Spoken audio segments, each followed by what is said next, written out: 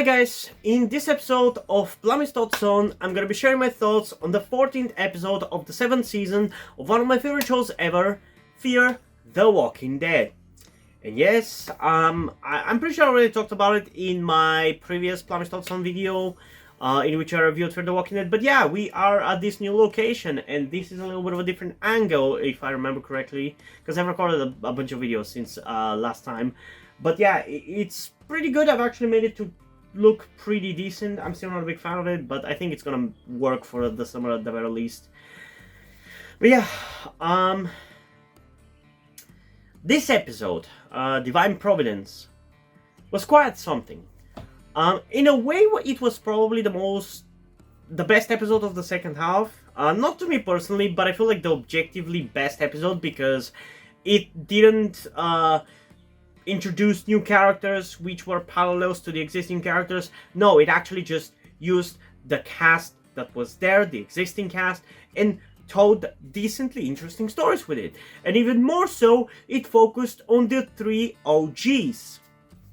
That being Daniel, Alicia, and Strand. You can definitely argue whether the stories that they did with them in this episode were good. Sure. But they did at least focus on the OGs. And at a certain point in the episode, it was kind of crazy to think about how far all these three characters have come. And imagine those characters from back then thinking about where they would be like 2 years from now. Because like, as I was watching some of the scenes between the three of them, especially the scene where Daniel was ready to shoot Strand, I was thinking back to like season 3 and how in season 3 Alicia was for the first time on her own surviving and met, I think it was Diane? I don't remember, it's been a while. And back then how Daniel and Strand were pretty much at each other's throats again. It's just kind of crazy still to think how much time has passed since then, IRL, and how far these characters have come. It was pretty crazy, but I did actually enjoy that this episode focused on them. Although for whatever reason they just keep flip-flopping with Strand's character, and it's kind of annoying, and I just don't get it, because it genuinely really feels intentional. But I don't understand why, because every time there has been a focus on Strand this season, episode 1, episode 7, I think it was, this episode, every time he gets persuaded by the good guys of the season to not be an asshole and to not rule the tower with an iron fist, but instead to help everybody. And for whatever reason, he keeps flip-flopping throughout the episodes by saying, I don't need Alicia, I need Alicia, I don't need Alicia, I need Alicia. And he just keeps flip-flopping like that. And it's just annoying, but it really feels fucking intentional. And I think the writers are just dumb in that regard. And it's also really dumb how they create the conflict of this at the end of the episode. Where just because Strand kills Wes, which by the way is something that I really want to talk about for a couple of reasons, he cannot be friends with Alicia anymore, despite the fact that he killed what was his name? Will? It was Will, yeah, he killed Will. And she already started to go to war with him because of that. But apparently now everything's back to normal? Why? Like, she was ready to forgive him in this episode, but now because he killed Wes to save her life, actually, he was much more justified in killing Wes than he was in killing Will, and she's not willing to forgive the death of Wes? Are you fucking kidding me? And by the way, talking about Wes, there's a couple of things that I want to talk in regards to his character.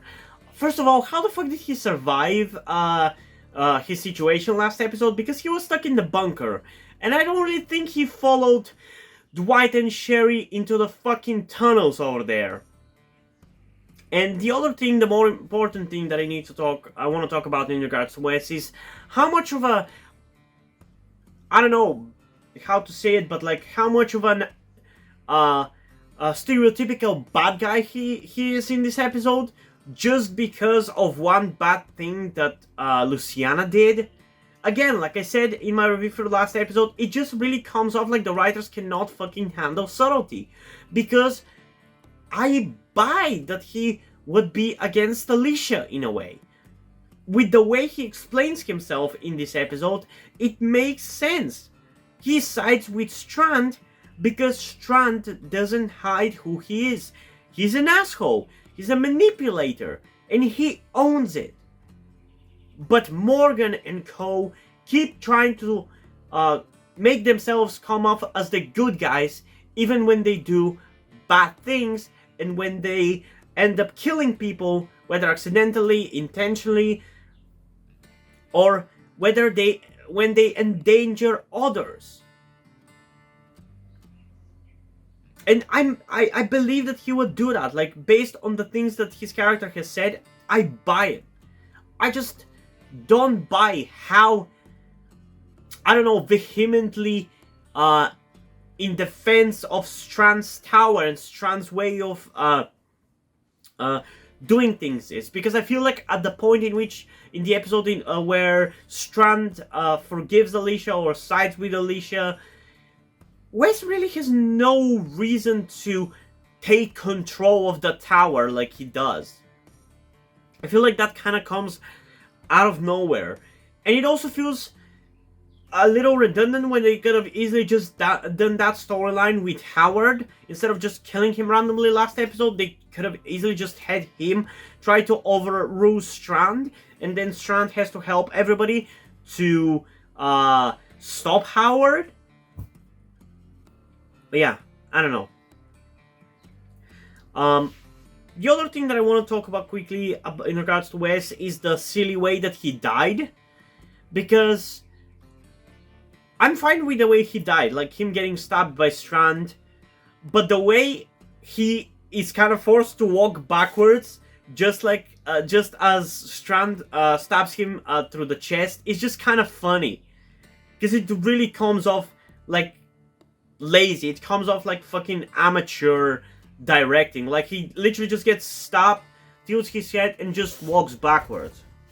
And it's just really funny to me. I laughed out loud at that, and I don't think I was supposed to there. But yeah, I think surprisingly the best storyline of this episode was actually Daniel.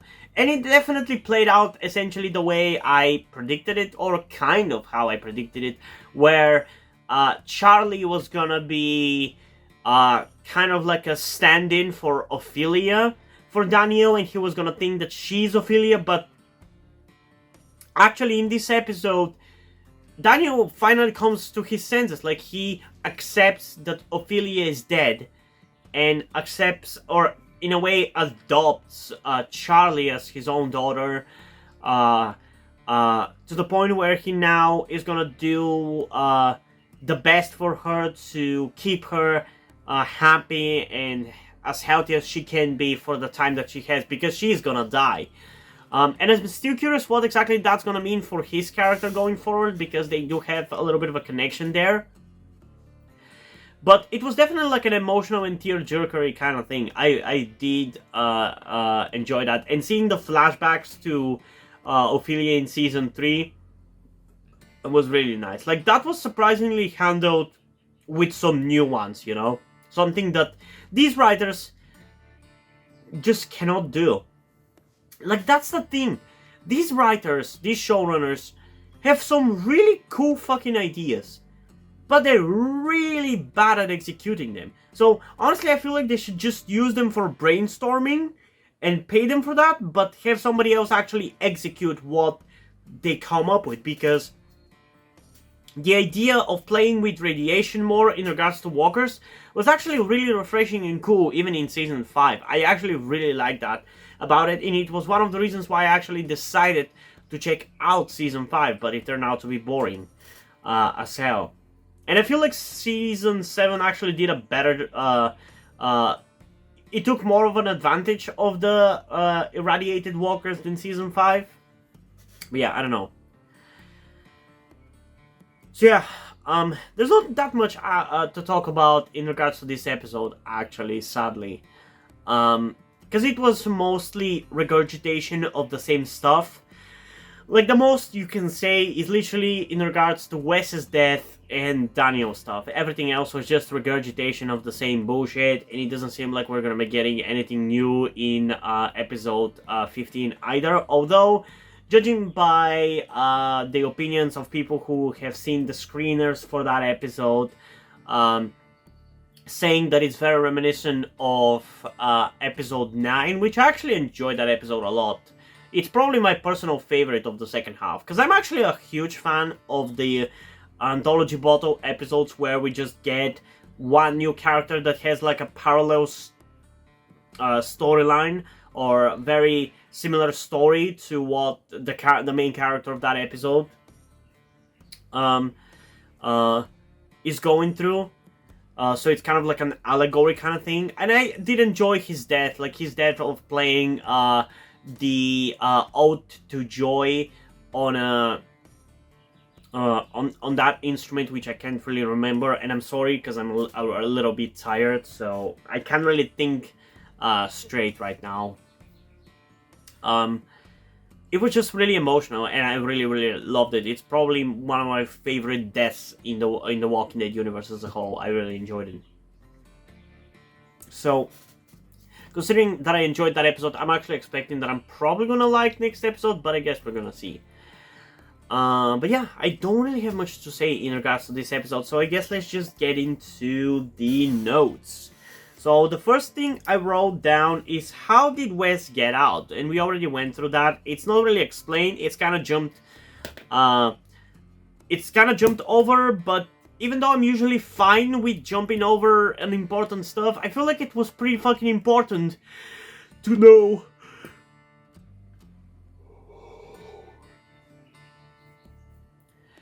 how the fuck did Wes get out of that bunker, because there's only one way out, and it was the whole point of that thing was that the Rangers that Strand sent were gonna get stuck and get eaten by the walkers because there was no way out for them. So yeah, I can definitely explain it by, oh, he followed Sherry and Dwight through the tunnel and got out, but we weren't left to the impression that he was anywhere near that tunnel, nor that he knew that it was even a thing, so yeah, I don't know. The next thing I've written is the 3 OGs together. I like that, and I did like seeing all 3 together. That was pretty fun. Although still not as good as it should have been, but I'll take what I can get. Next thing I've written is finally Wes's decision makes sense. He wanted essentially what I think his thought process is, to repeat what I've already said, is that he wanted to do good. He wanted to do what Morgan was doing, helping people.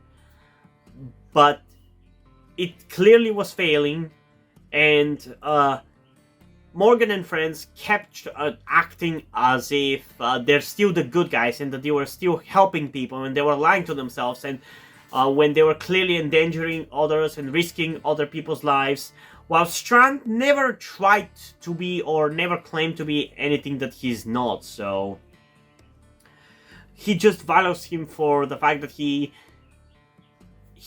is being himself, essentially, and since there's nobody who is actually trying to do good right now, he just wants to survive, and the best way to survive is to stay at the tower. The next thing I've written is, how the fuck is this Wes's episode? Which was a good question until I realized that he died, so it makes sense why this would be his episode, but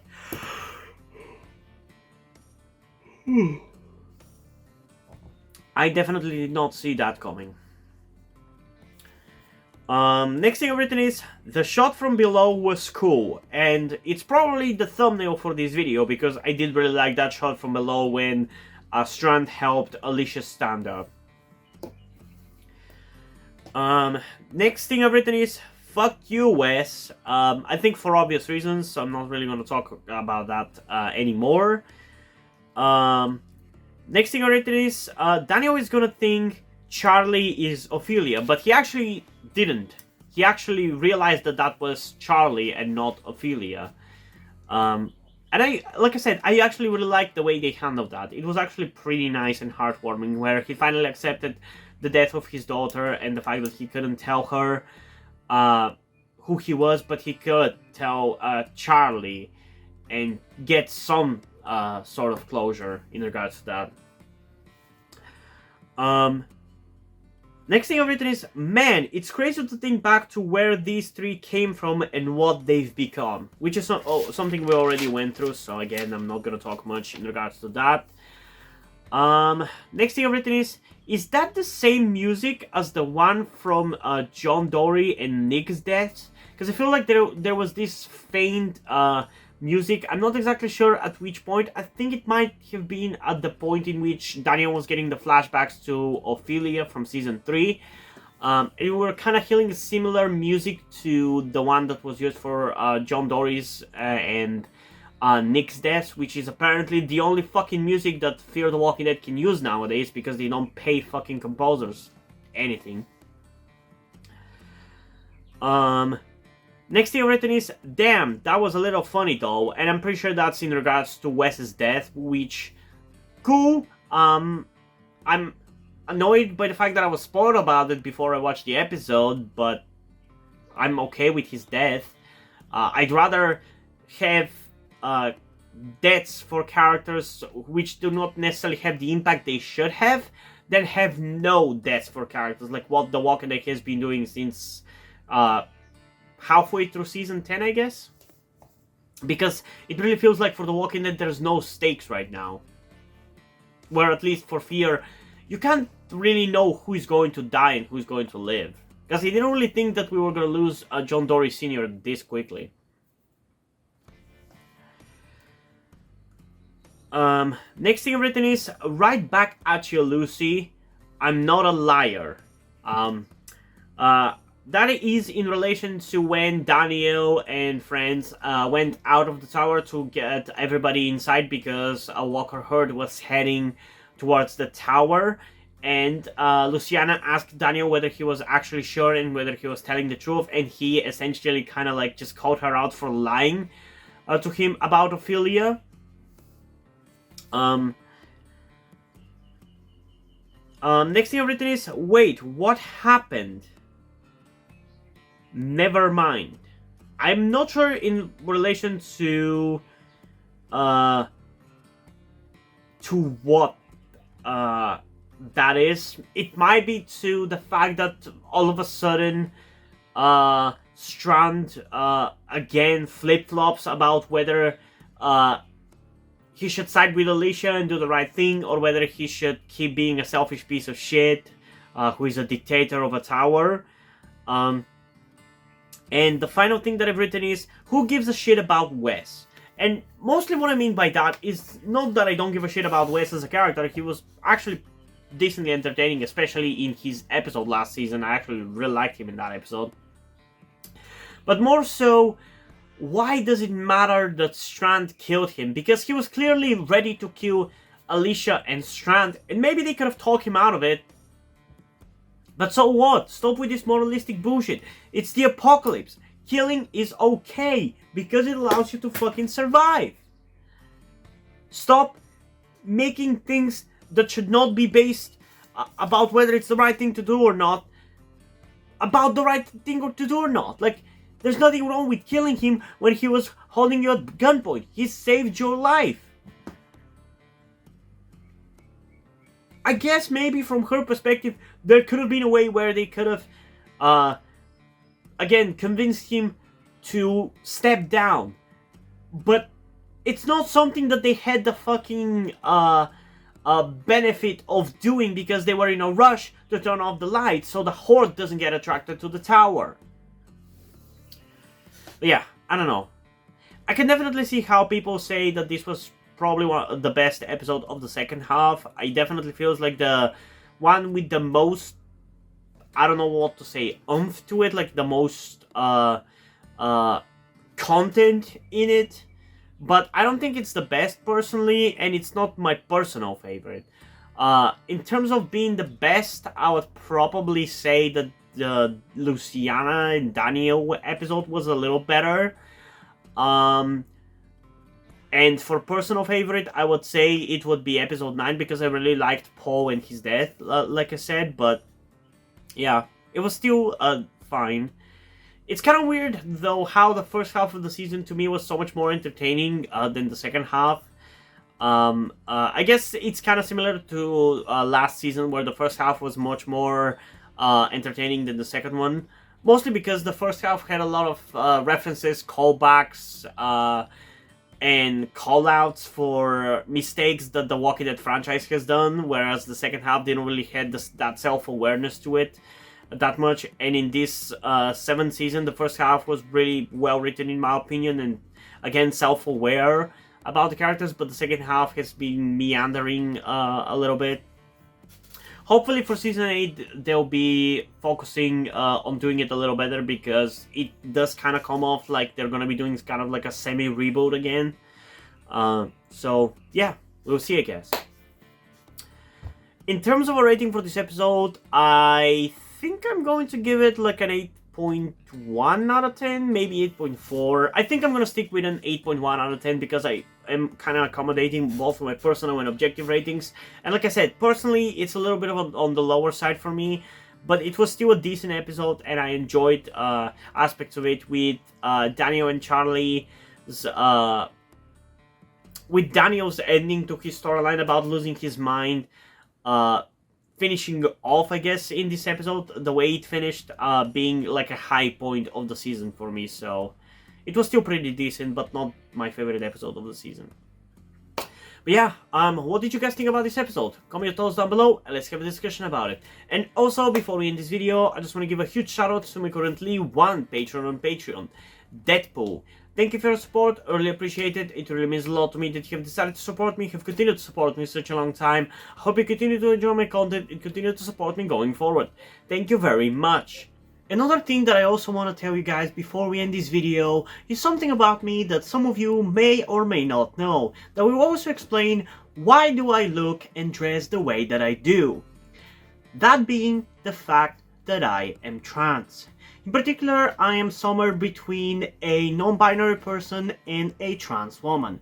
I'm not quite sure at the moment, and probably won't be sure until I talk to a professional who deals with trans people, but that is where the reason why I'm telling you all this comes.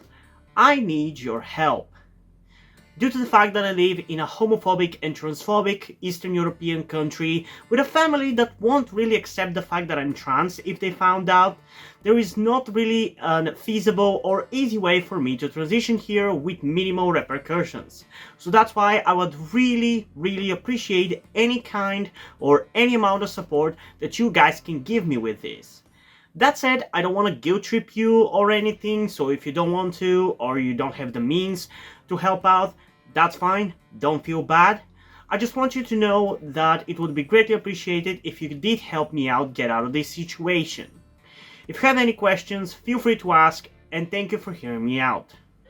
And yeah, hope you guys enjoyed this video, and if you did, please leave a like and subscribe. Also, check out the description to my Twitter if you don't follow me over there, and to my Wattpad where I post my stories, because in addition to doing all these videos on my channel, I'm also a writer. And if you don't enjoy my stories or simply enjoy my videos, you can head over to my Patreon or to my Ko-fi account where you can pledge support and help get the channel going, help support me so I can keep writing stories you enjoy. But if you don't want to do it, that's completely fine. You can still help me out in other ways, like liking this video, subscribing to the channel, and especially sharing this video with somebody who you think might enjoy it. And I think this is pretty much it for this video, so hopefully I'm gonna see you in the next one. Bye!